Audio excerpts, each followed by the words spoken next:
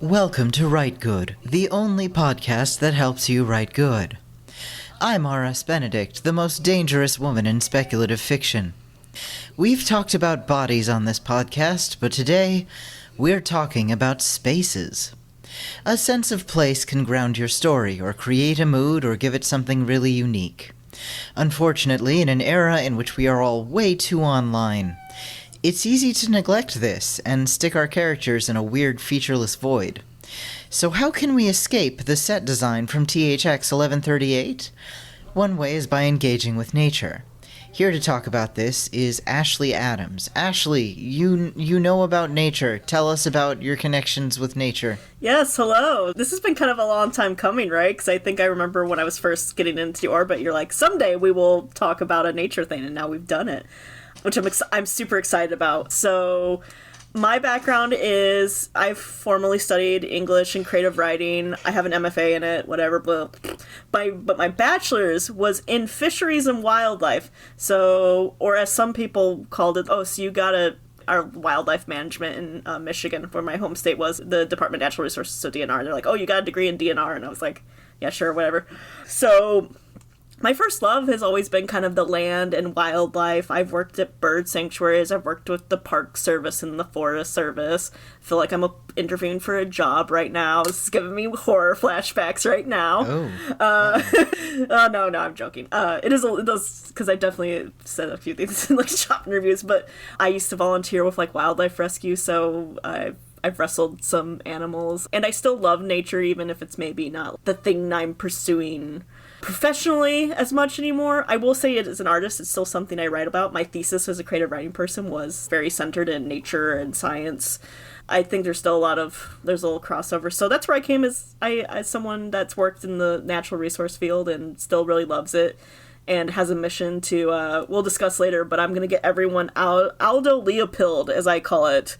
We're going to get you all you motherfuckers to read Sand County Almanac, but we'll discuss that later. So yeah, that's a little bit about my background. And specifically, I say I have a fisheries and wildlife degree, but it was wildlife biology, because people will be like, what do you know about fish? And I'm like, not a lot, I'll be quite frank. Fish people are weird. I was a wildlife person, which is also weird, but anyway, so that's the story of Ashely. Very nice. Very nice.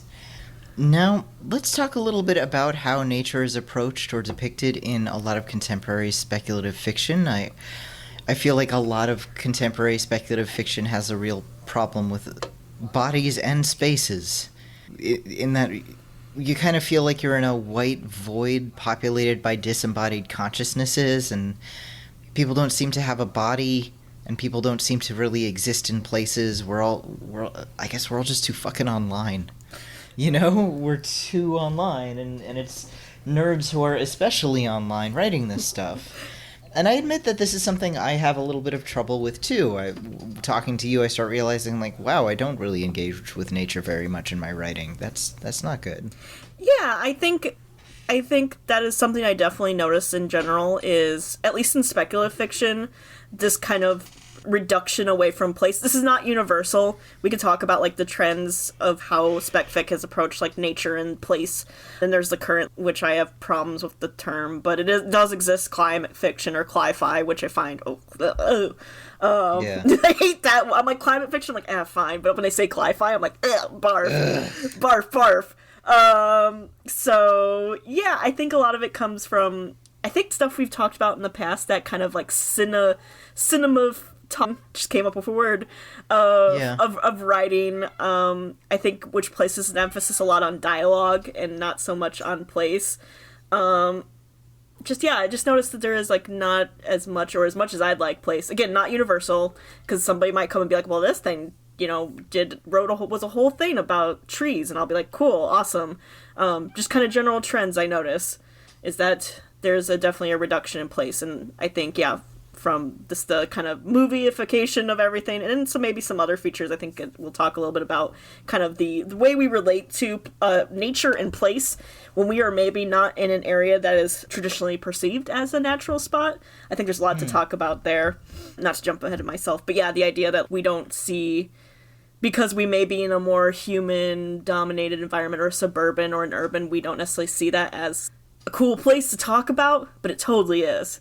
Yeah. So, yeah, that's stuff I've definitely seen. I would say it's some of the stuff that pisses me off the worst. That is like my bugbear in bad spec fic, is that I'm like, where's the sense of place? This is the whole point of like this genre, is that you can do crazy things with place, right? And then you're all like, I don't know, man. Yeah, it kind of makes me think of a lot of MCU movies, and that it's all sort of filmed in a green cube, and no one's really interacting with anything around them. You're not filming them anywhere, and it's just a background put in. And weirdly enough, they always put in very generic backgrounds, which is another thing that drives me crazy. Like, okay, you got the technology to put in to put your heroes in anywhere cool, and the places are like warehouse, airplane hangar, parking lot, sorta some sand somewhere. That's really you could put this someplace cooler than that. You could put it on the Great Wall of China.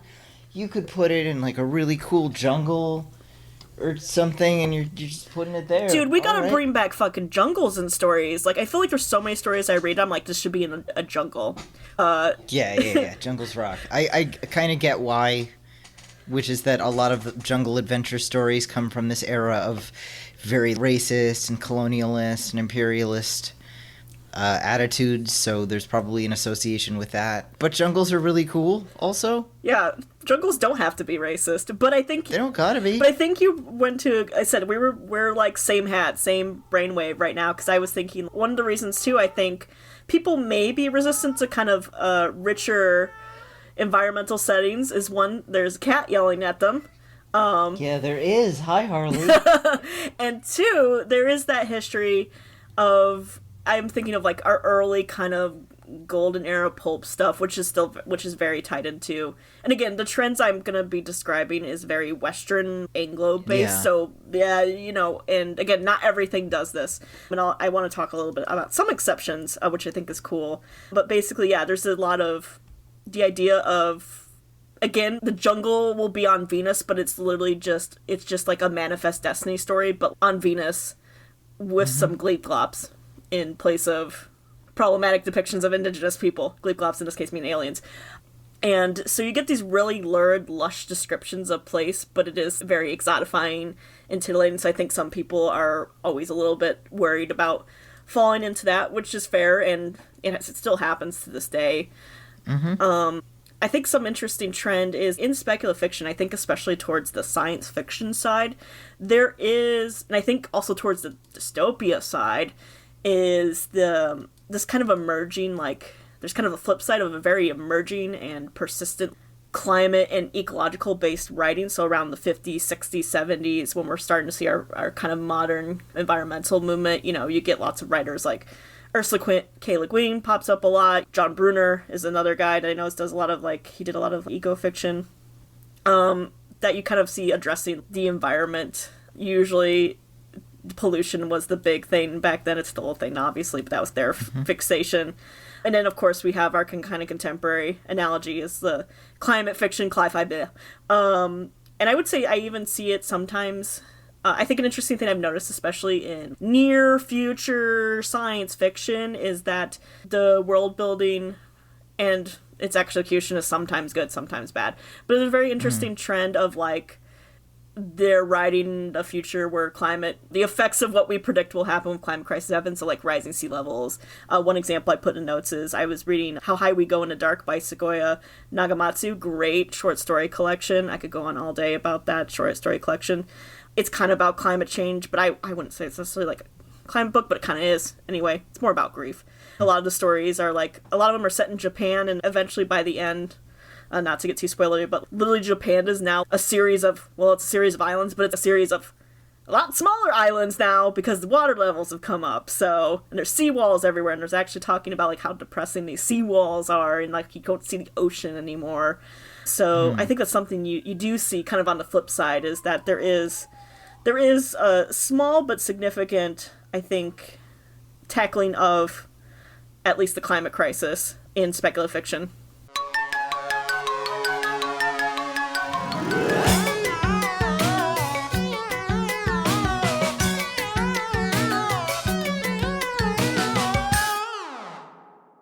You raised a point that, like, nature is really cool. I was talking sci-fi and fantasy, but you also have, like, horror and how, like... Oh, yeah. Horror and nature. I mean, I feel like horror is a little bit better about this because people tend to have bodies a little bit more in horror, but the use of nature and horror... It's a cliche for Gothic stories to take place on a spooky, cold mountain for a reason. Right. Because it works. Like it works. You're isolated, you're far away from shit. The height kind of emphasizes that very often these are Gothic stories about aristocrats, about rich families looking down, but also isolated from the ordinary village. The terrain is treacherous, so you can't just leave. The forest is not your friend. Nature can make you feel very small and vulnerable as a human being because this is a space that was not designed for your personal comfort, and it will remind you of this very, very often. At least kind of what we see in horror contemporarily, I mean, even past, is nature as a place for exploring our thoughts and fears and hopes and wants, and that I think the rest of Spec Fic could really embrace that as well. Really, everyone can. Yeah, you can make the land a metaphor. Do it. Do it. Fucking do the shit out of it. It rocks. I love that shit. Don't do it as Manifest Destiny. That was fucked up. I'll give you that. But, like, do it as, I don't know, a metaphor for depression or something. I don't know. Figure it out. Do whatever. It doesn't matter. As long as you're doing something with it. You can do that. Yeah. You can do nature as a metaphor for exploring things. That's a thing you forget. But you can do it. I'm telling you can. It's free. Yeah. And also, consider animals, too. Something that kind of drives me crazy is fantasy writers who've never ridden a horse. I am not a horse girl. I am not a horse expert. But I did take horseback riding lessons as a kid. Yes, Harley. And it's really striking to me. You can kind of tell who has actually ridden a horse versus who hasn't by how they describe horseback riding. Like, a horse isn't a car that you just sort of get onto and go. If you've ridden a horse, you know that they're very finicky, very emotional, very vulnerable creatures. They have surprisingly delicate ankles, despite being these massive, like, 1,000-pound fucking beasts. They're very emotional. They have severe anxiety. They're all BoJack Horsemen, basically, where they're very large but very emotionally unstable. They're constantly throwing a shoe, getting hurt, they get tired, they get hungry, they need to shit and piss all the time. And they can be temperamental. Some horses are much more difficult to control than others. Some horses are a lot wilder. Some horses just aren't friendly to you. I just remembered this. Something, I remember people critiquing fantasy stories specifically because they would all ride non-fixed male horses a lot. Oh, wow. Okay, so that's sure, because buddy. it's like a cool thing to be like, I got on the Mustang. Got on my stallion. Yeah, my stallion and stuff. And no, most people ride the gelding, right? Or maybe a mare even. I mean, that's George R. R. Martin actually made that a point in the first Game of Thrones, the Song of Ice and Fire book, Game of Thrones. That was actually a big plot point in, like, what the hell do they call that thing where they, like, have their lances and they're running at each other? What the hell's that thing called? Jousting? Jousting, thank you. I'm here for nature. I'm not here for medieval time, leisure time. So, yeah, that was actually a thing where, like, there was the mountain and one of those other guys. There's so many guys in those books. And he rode a mare, and specifically because he knew the guy was riding not a gelding, he was riding a stallion, and the horse was like, whoa. People definitely don't know what to do with horses. Yeah. And I don't expect people to be fucking cowboys, but horseback riding is not that inaccessible. It is not that hard to sort of take a little horseback riding lesson or something on a ranch. Just, if you spend an afternoon, pay the money, ride on a horse for a couple hours, kind of get a feel for it. Well, and I think that could extend to... One of the things I was interested in is when you brought that up is just in general how we view animals in the environment. How easy is it, like, you have your cool fantasy story, right, and you ride some creature, and it's how easy is it just to be like, I don't know, it's like a horse? Doesn't matter if it's a dragon. Yeah. It's a horse. Just in general, why people have the relationships with the animals they do and why they use them or don't use them. You don't see a lot of thinking about that, and again, I know that's a higher level world building, like, woo thing. I love that stuff because that was, like, all I did in my fisheries and wildlife degree. That was the whole thing we were obsessed about, is how do people in the environment actually relate and use each other? I'm not sure how related, but I think an interesting thing to think about. In the real world, an example of how animals shape what we do is our relationship to the wheel. A lot of people, a lot of idiot, shitty, racist people will be like, the Mesoamericans were not as advanced because they did not regularly use a wheel as a tool. And a lot of people theorize the reason that is, again, this is a theory, so we're not quite sure, but one of the theories comes along is they didn't have anything that could be a pack animal realistically in most of these places. They didn't have horses horses were wiped out like thousands of years ago during the Ice Age. So, they had a wheel. They had it as a toy in a lot of places. So that's something to think about as you're a spec fiction writer is like, okay, if I have this thing here, this animal here, or this plant here, how is that actually shaped the way people do? And I'm not saying you have to become a scientist. Like, if you want a potato in your Euro fantasy story, I don't care. I'm not going to come to your house and stuff. But it's something. Yeah, it's fine. Put a potato in there. You put a potato in there. But it is something to think about. And again, I'm a dork, so I love thinking about that stuff. But it is something to think about, especially if you brand yourself as a big world builder, and you just end up writing a world that looks basically like ours, except sometimes the plants are like purple or whatever. Like, okay, cool. That would change the way society functions radically, probably, but that's fine. Whatever. It's the same. Yeah. It feels a bit like people. It feels as though a lot of writers are a little too suburban and maybe a little too computery, so they don't spend all that much time outside. And granted, I'm not a rugged outdoorsman myself, but man, go on a hike or something. Every once in a while, please. Go outside. Because it is really, really striking and a little frustrating to me to see a genre that advertises itself on being imaginative and bringing you to exotic, exciting places, and it all just kind of feels like you're in a suburban parking lot still. I think maybe in some reason we see this place and setting kind of dissolve in later works is we're becoming incestuous in our genre, while your classic genres, like obviously they read stuff with spec fic, but they would read outside the genre. They would pull from a lot of their experiences. I'm thinking like Tolkien, who read a lot and did a lot, and then now everyone's writing.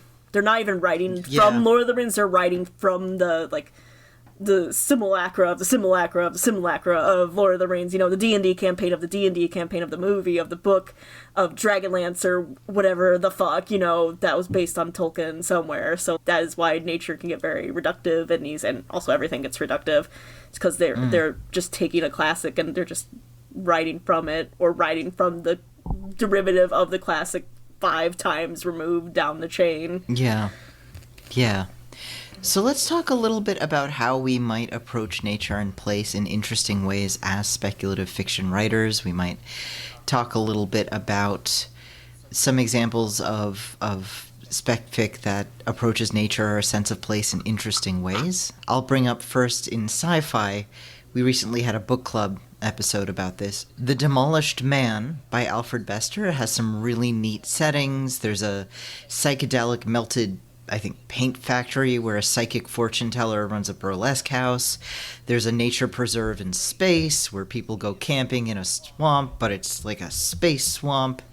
There's a lot of really fun, weird settings that actually affect the way the characters act, and there is this real fun sense of adventure, and it is a very well-packed novel. Okay, I have a whole crackpot theory now I kind of came up with the last few days, that I think one of the worst things that happened to science fiction was us figuring out you can't live on Venus, realistically. Yeah. Like, I'm like... Oh, yeah. Like, I've been reading, Yeah, sci-fi was better when it had zero science in it, when it was just... Go to Venus in a hot air balloon. Venus is populated by tall, merciless women. That was the good shit. We need to go back to that. Yeah, me and a friend were reading this really popular dystopia science fiction, And it's like, it has a little bit of a throwback planetary romance, space opera thing. They're like, oh yeah, we're on Venus and stuff, and we eat clams and stuff like that. I'm like, yes! Yeah, that's right. Go to Venus, baby! Like, yeah, I know you can't live there, but like, sometimes scientists... Fucking fix it. Figure it out. Scientists are wrong sometimes, so like, Yeah, let the scientists be wrong. So that's my crackpot theory, is that science fiction has really been on a downward turn since the Vanera missions, basically. Yeah. Write a paper about that. Yeah. So, I know this is the obvious one, we already mentioned him, but Tolkien, he described the shit out of those forests, man. He loved describing forests. He loved it. He loved that shit. There's so much forest in it. But it's great. It's giving you the sense that these are people on an adventure. They're far away from home. They're in some trees that are being weird. They're hunting venison. It's beautiful. I love it.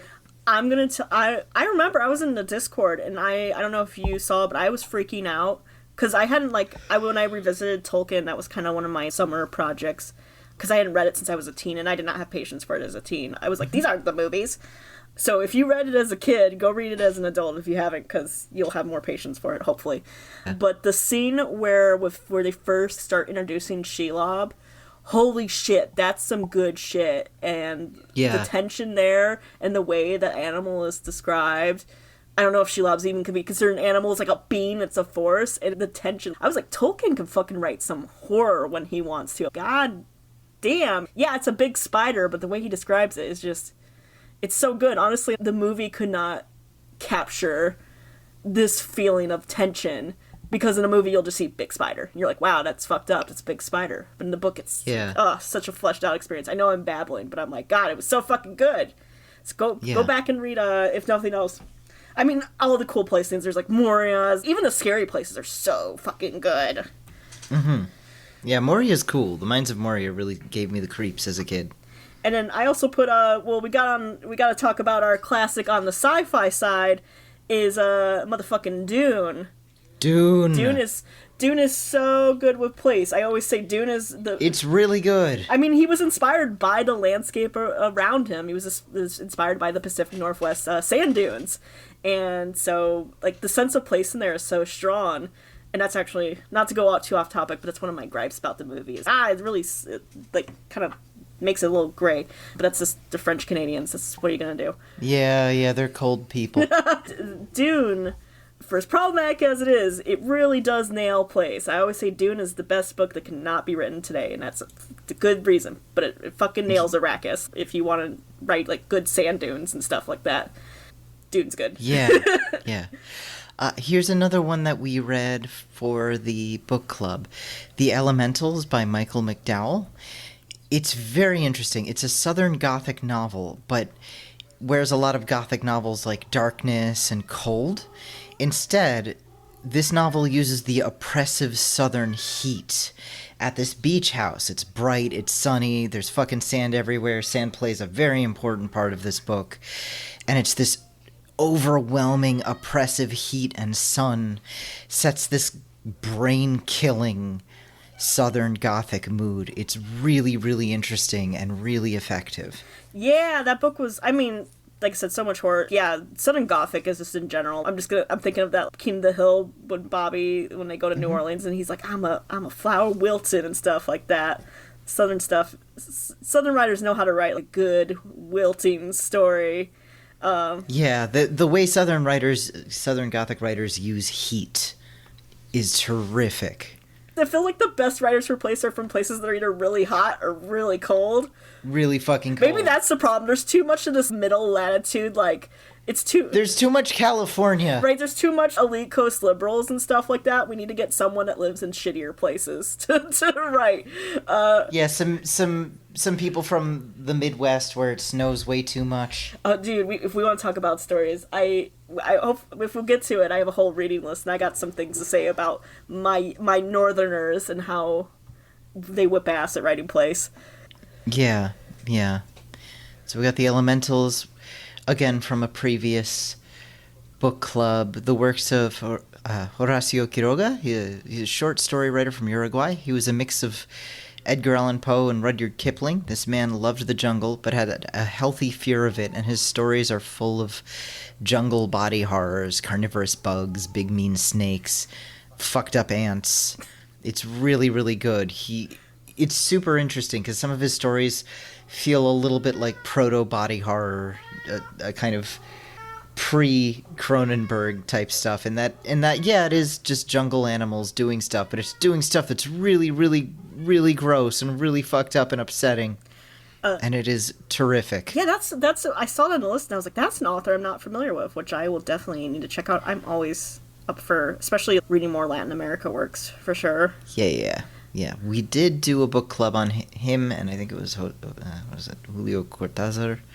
It was called It was like Latinx horror double feature or something like that. Hell yeah. Yeah. Well, and then speaking of more wet and hot places on our list that we were going down, I have to include my man, Jeff Vandermeer. If you read anything about climate fiction, which he has a hilarious article about why he doesn't like climate fiction as a term. I think it's worth checking out, but I won't get into it. Jeff Vandermeer, I think if you're looking for contemporaries, especially in that climate fiction zone, he's one of my favorites. He's a guy I always go back to. I'd say Florida is like the most place a place can be, I think.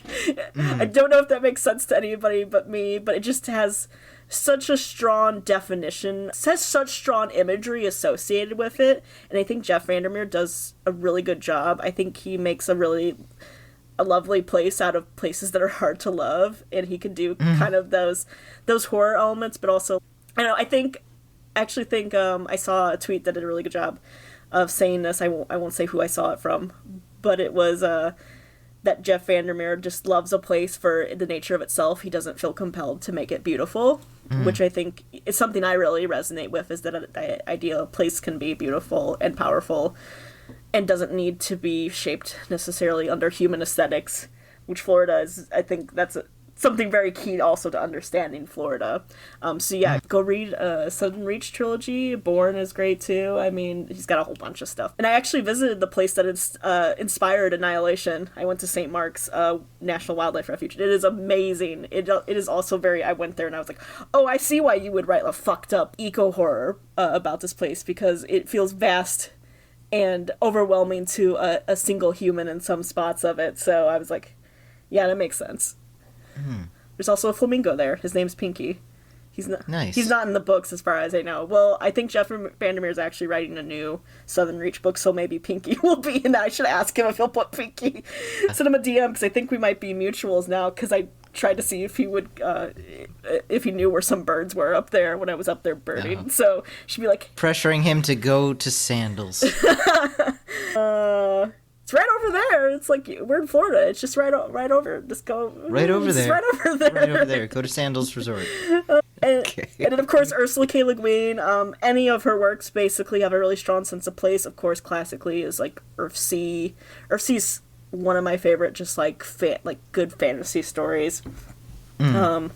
Just I love when shit's on the ocean and has islands and stuff. I love that. Oh yeah, ocean stories are cool. I'm a water bitch. Respect to my dry place bitches, but I'm a water bitch for sure. I like when stories have water. Yeah.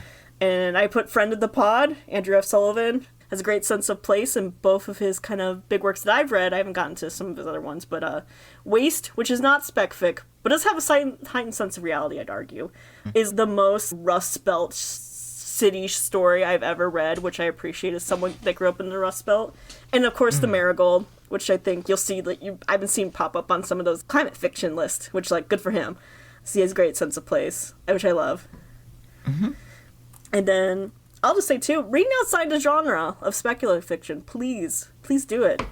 Especially poetry and nonfiction are great. One recommendation I have is, damn it, my copy of Standing Count Almanac is all the way over there. I was actually going to grab it, and I'll read a copy to you all, so you all can finally got you under my control.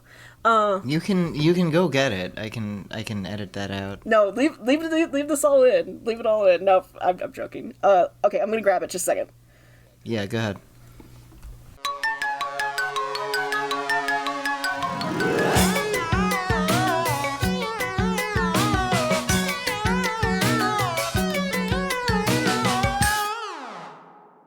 Okay, I'm back. I have my copy.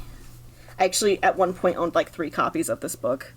I don't know why I owned 3 copies, but I did. So I thought it was really interesting. So a little aside, I always thought it was very interesting when people get upset about the classics and required reading lists and stuff. Because there's literally only one time in my life I've ever been pressured into reading a book to prove my intelligence and competency in the field, and it literally was Sand County Almanac at like conferences. They'd be like, "Have you read Sand County Almanac?"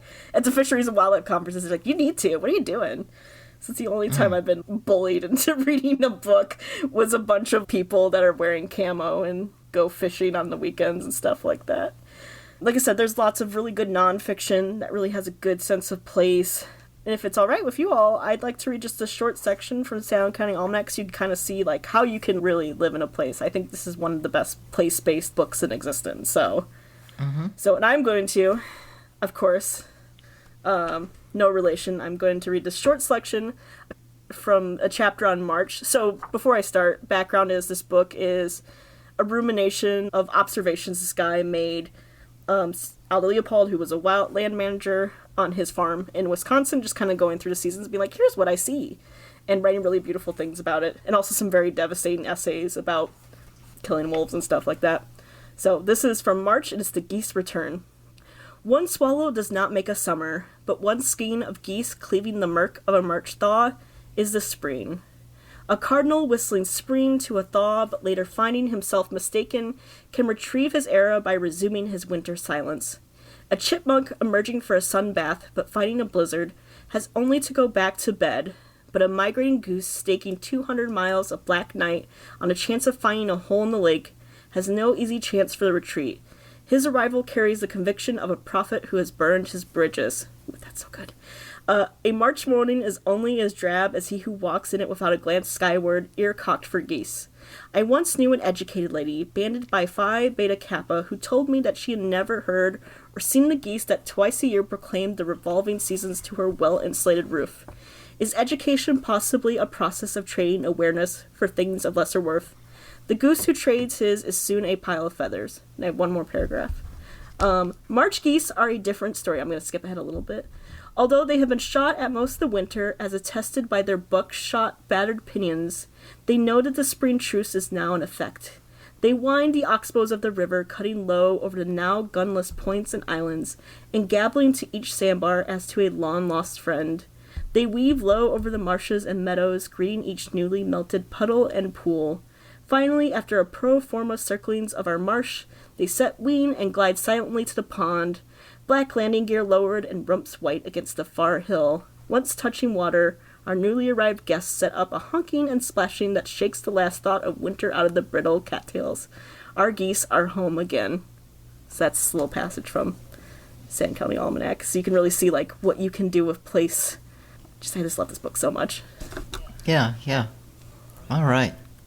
So something you brought up previously is specificity. Yes.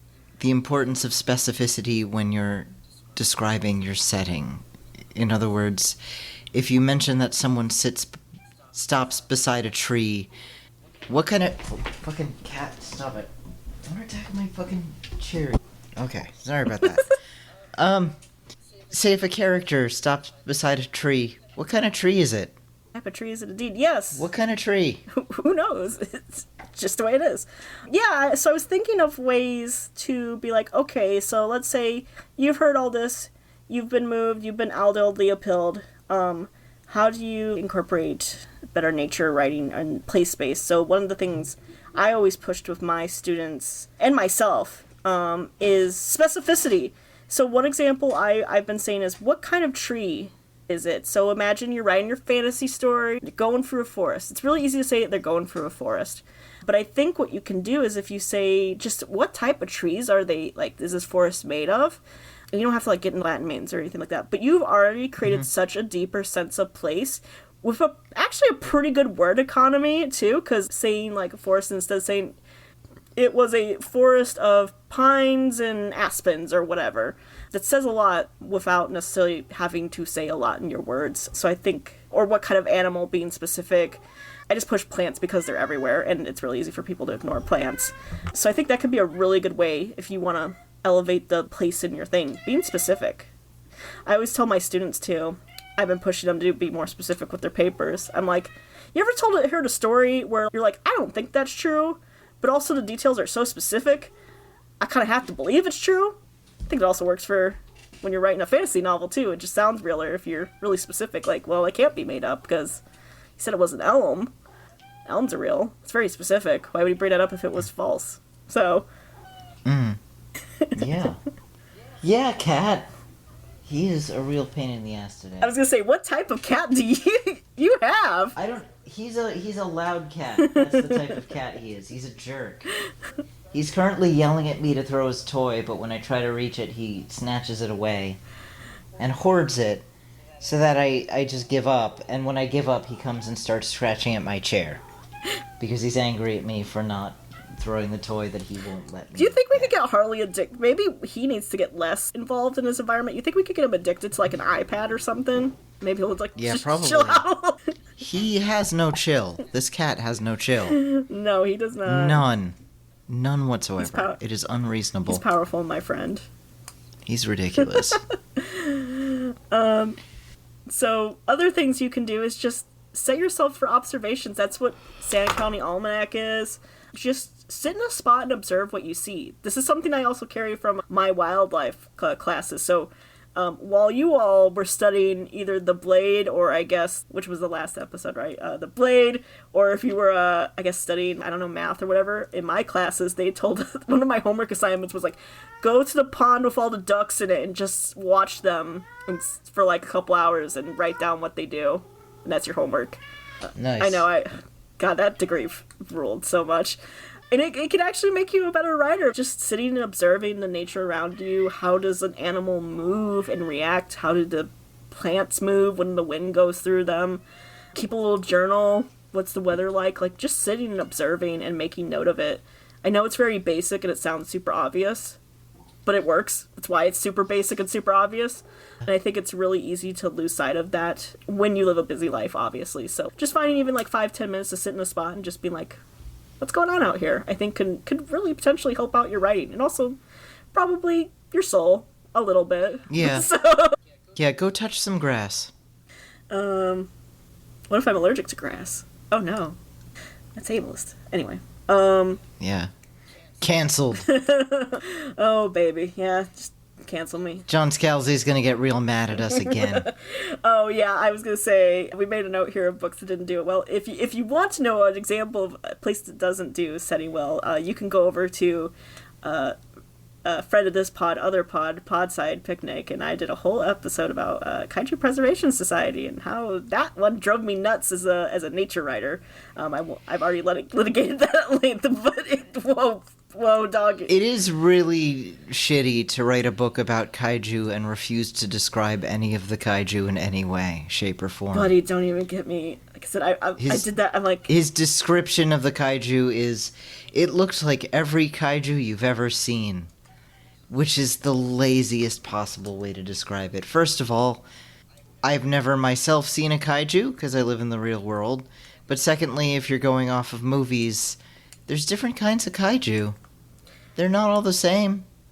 I mean, they're not all the same. They're very different from each other, in fact. Well, my first thought is I'm like, so I'm assuming these are like Godzilla kaiju and not like Neon Genesis Evangelion angels, which I would classify as a type of like kaiju, which are big psychological fucked up monsters, you know?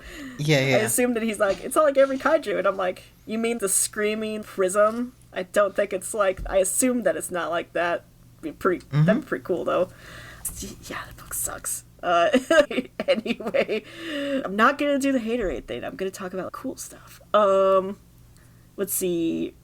I also say just research and get curious is a great thing you can do. An example of what I did is called up my friend and been like, yeah, what are you doing? And I was like, yeah, I just spent the last 2 hours looking up fish scales because I just wanted to know like what are different types of fish scales. I'm describing a character in my story that has like fish scales on her body. And I was like, I need to look them up and see what types, so I described them right, even though I'm not going to use the word for them. I'm not going to say, like, ganoid scale in my high fantasy story, because that doesn't exist, but I need to know that they are. The classic metaphor of, like, writing is the the iceberg. If you ever read my story, you're gonna see a line that's like she had scales on her arm, and it'll be like a 90% of it hidden about alligator gar scales or something like that. All right. Yeah, get curious about nature, about flora and fauna. Absolutely. Hello, Harley. Speaking of fauna. Yeah, you're in rare form tonight. You're unusually rude. You're unusually obnoxious tonight. Yeah, you can... What do you have to say for yourself? Listen to this podcast. Observe what you hear. It's a cat. Yeah. You're getting spanked and kissed. How do you feel I was about gonna say, that? are you spanking... Are you giving your cat a hearty slap and kissy? Yes, I am. That's incredible. Because that is how we treat naughty boys who whine too much in this house. If you do go out in nature, this is not an advised method of connecting with most animals. Please don't do this. You'll get a... Yes, do not spank or kiss an alligator. You will get most... I was like, that's true. I was thinking mostly like, don't do it with like a squirrel. That's how you get a zoonotic. We already had COVID. We don't need...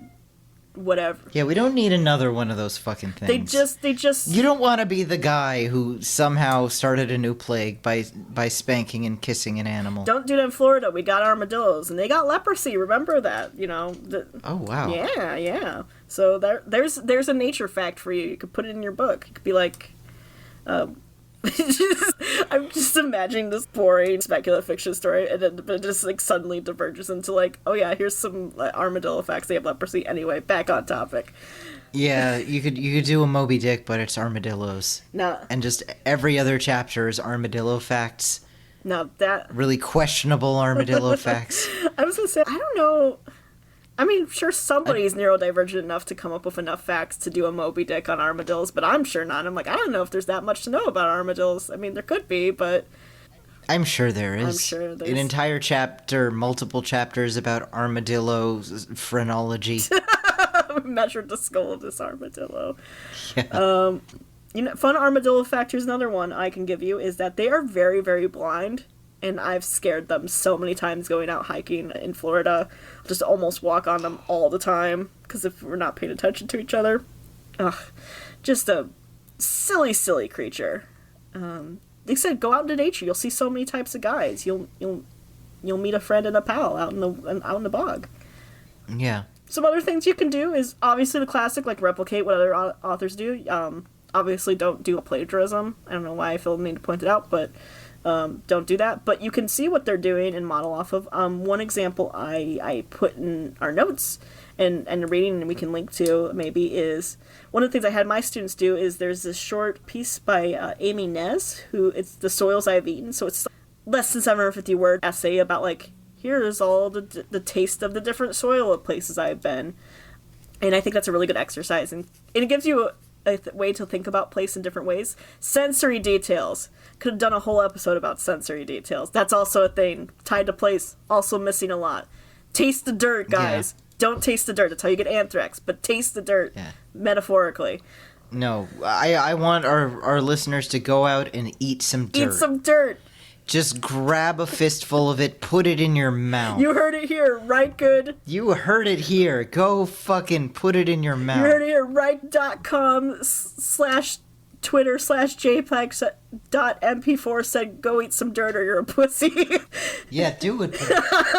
Eat some dirt. Eat some rocks. Eat the dirt. Eat some rocks. Lick some rocks. Do you know the geology thing where they lick stuff to figure out if it's bone or not? No, I did not know. Yeah, that's the thing that they'll do is they'll lick something if they're not sure if it's a bone, like a fossil, because bones are porous, and so your tongue will kind of like stick on it a little bit more, supposedly. I'm not going to say I've tried this or I have not tried this, and I didn't notice a difference, but theoretically this is things people say. This is theoretically. You have done this. You have clearly done this. I mean, it is a thing people do in the field, and I may have tried to lick one of my fossils to see if this was true, and I didn't really notice the difference. Maybe I needed to do it with a rock on hand to be like, oh, I see now. Yeah, you gotta compare it to a rock. You gotta lick some fossils and some rocks. Yeah. Lick some rocks. What is even going on anymore? Oh my god. Yeah, lick the fossil. Eat some dirt, lick some bones. Yeah, you wanna write nature, you need to become nature. Yeah, you gotta lick it, you gotta put it in your mouth. Oh my god. This is all being cut, right? No. All right. All of this is going Every in. bit of it's... All of this is going All in. right. I'm so sorry, because Cecily is really nice and lovely, and I've just been like, yeah, eat some dirt, pussy. So anyway, other things you can play with. This is, I call this advanced zone, but it's one of my favorites, is speculative evolution. It's super fun to play with. Play with it. Ooh. Play with it. If you're not familiar with speculative evolution, the concept is basically, it's kind of in its name, is that you just imagine what life could look like under different conditions. So this could be on other planets. This could be on different versions of Earth or in different conditions. You can get really wild with it. Like, there's one of the classic, like, speculative evolution things is, like, what if life had a different chemical makeup? Like, instead of carbon, we had silicon, because silicon is a really common element in the world. That would mean life is, like, really slow and bullshit or whatever. And looks like rocks. I don't think that's true, but it's stuff that people do. And one guy I recommended is Wayne Barlowe, who's also famous for his depictions of hell. He did a really, really good art book called Expedition. That was basically a speculative evolution art book about a planet, and just came up with all sorts of different life based on it. So you can kind of go as science heavy as you want on that. You know, you will, if you play around with that, you will run into insufferable nerds. But you can have a lot of fun with that, and it can be a good way to kind of engage with the science, too. I love speculative evolution stuff. Good and bad. So, or more science-heavy based and maybe a little bit more relaxed. I think that's a better way to put it rather than good or bad. Because if it's fun enough. Oh, another great example of speculative evolution is the movie Troll Hunter. It's the movie, not like the... Oh, that's a great movie. Yeah, that's some really fun speculative evolution. I think that does a really good balance of... explaining things in like a kind of like that makes sense way, but also not losing the fun of a troll. So it's just a super fun movie. It also has a great sense of place because it's in Norway. There's lots of great shots. Yeah, it's a cold as balls place. Yeah, so play with speculative evolution. Why not?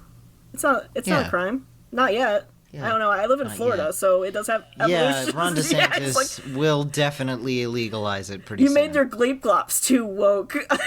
You're going to like super jail now or whatever. God, every day I wake up in Florida. Oh, bad. He sucks. You want to talk about a deviation from nature? No speculative evolution can figure out what's going on with him. What the DeSantis? Him and those eggs at the state fair in Iowa. I don't even know how to explain. Wait, what eggs? Oh, I definitely posted this in the Discord, but there is a clip. I could send it to you, but there is a clip. Let's put this in notes. A clip of Ron DeSantis at the Iowa State Fair because all those little freaks were running out there for primaries, like, you know. Right. And he was at this booth, and they had a bunch of peeled hard-boiled eggs with like popsicle sticks stuck in them, and he was just handing out these like eggs on a stick to people. It was yum. And then people are like, oh, this is the fair. And I'm like, no, I've never been to... I've been to a lot of fairs, and I'll give it to you that there's some fucked up food that happens at the fair, but I've never been to a fair where there was just, like, an egg on a stick. And so you have to live in that reality, which is a lot to begin with. And then you're getting... Let's imagine. So this is nature. This is place. I'm doing it for you guys right now. Here's a model. Imagine your protagonist goes in and is like, wow, that's weird. There's, like, an egg on a stick. It's Iowa, so it's like 90 degrees and corn smelling. And then you look up and it's just like Florida Governor Ron DeSantis is handing you an egg, like on a stick. Like, can I offer you an egg in this trying time? He didn't even do that. He's just like, here you go, because he's weird. Yeah, he thinks this is normal to hand people eggs on sticks. He doesn't know that that's not a normal food to give people. A normal person might give people like lollipops or something, you know. Yeah, just a weird thing. I fucking hard-boiled eggs. Yeah, just... And people are like, oh, that's like a Midwest Fair thing. I'm like, no, this is... No, it isn't. No, it's not. I've been to Midwest Fairs and never got an egg on a stick. We'll give you like a deep-fried Oreo, and I know that's like really decadent and American, but it's like, it's an Oreo. It's like a real food. Okay, but deep-fried Oreos taste pretty good. They're so fucking... Deep-fried, like, they're really so tasty. Good. They're immoral, but they're very delicious. It's just like I gotta give them that. This is an egg from the governor of Florida. It's a fucking egg. Yeah, go reenact that scene from Cool Hand Luke. Go do it. Yeah, so just... Go eat 50 eggs in an hour. Yeah, and anyway, so there's place for you. Think of that. There's a good speculative fiction, like, story, and I'm gonna make my, Squeakcore, eggs into fair story. I don't even know what I'm talking about anymore. What were we talking about? Nature? We were talking about nature. We were talking about Ron DeSantis. We were talking about Florida probably banning nature. Yeah. Banning weird little guys in fiction. Dude, they're gonna build over nature, but then don't worry, the ocean will claim that. So, I said this earlier, but yeah, using nature as a sense of place to set a mood, it's cliche, but it works. God damn it! So it works. There's a reason people do it. It's a good idea, and I mean, nature does affect your mood.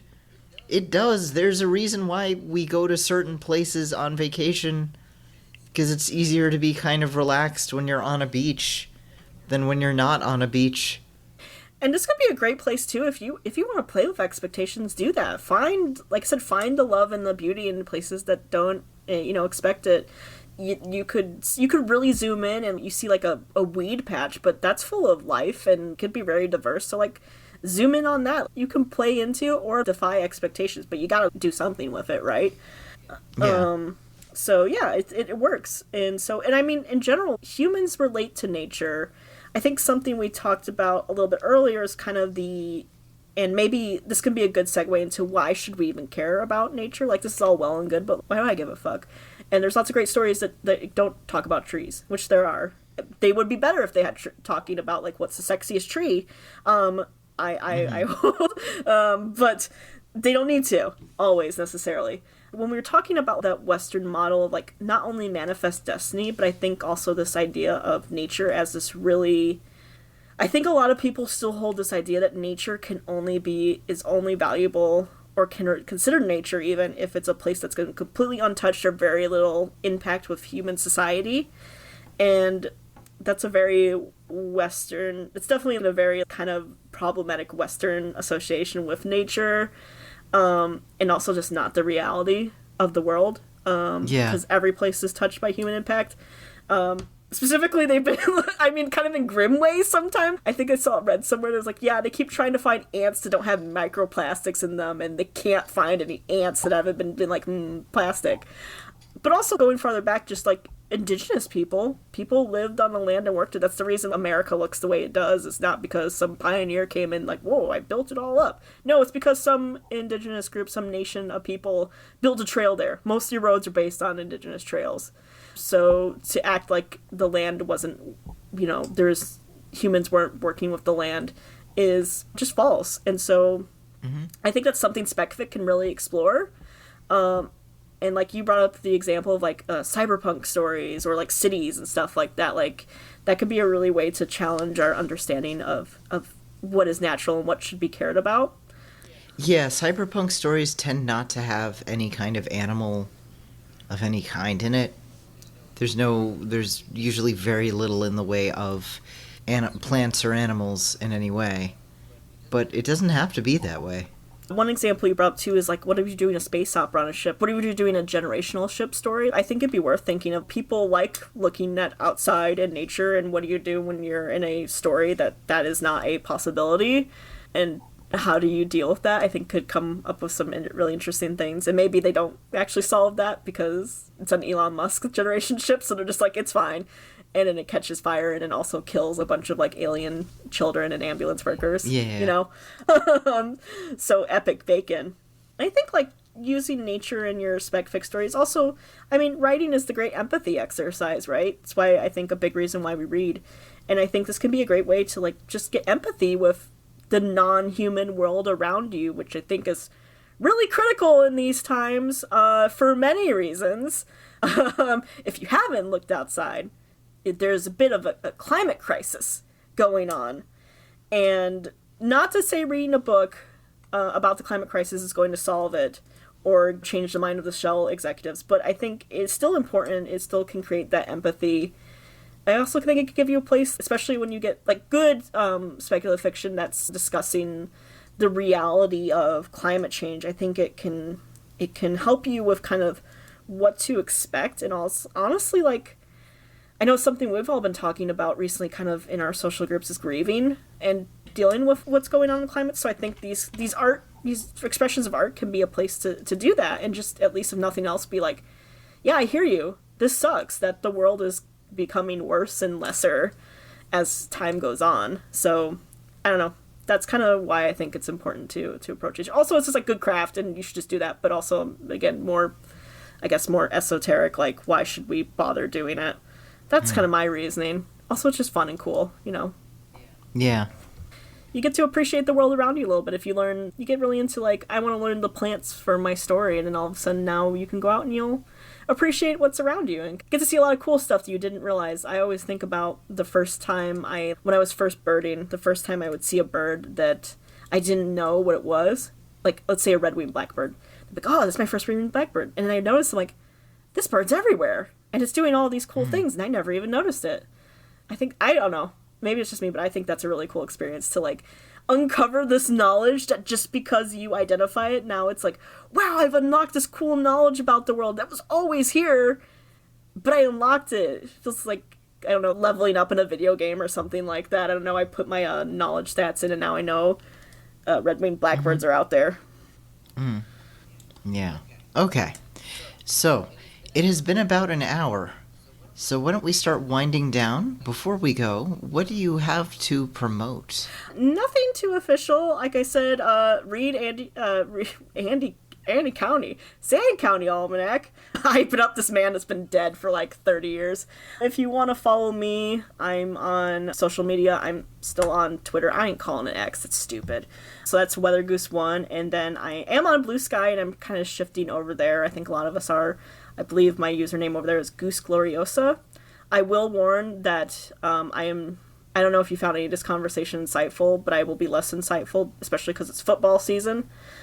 Just keep that in mind if you just do it. But yeah, and also I'll plug, go out and take a walk. Go look at a bird. Have a fun time. Yeah. Enjoy it. Yeah, eat some dirt. Look. Pick up a handful of dirt from the ground and put it in your mouth. And make sure there's lots of glass and plastics in it. Do it. Do it. Oh my God. Don't be a puss. That's it. Don't do it. Don't sue us if you get sick from eating dirt, please. Parody. This is a parody. In Minecraft. You know. Yeah, but in conclusion, go out and touch some grass. It's good for your writing.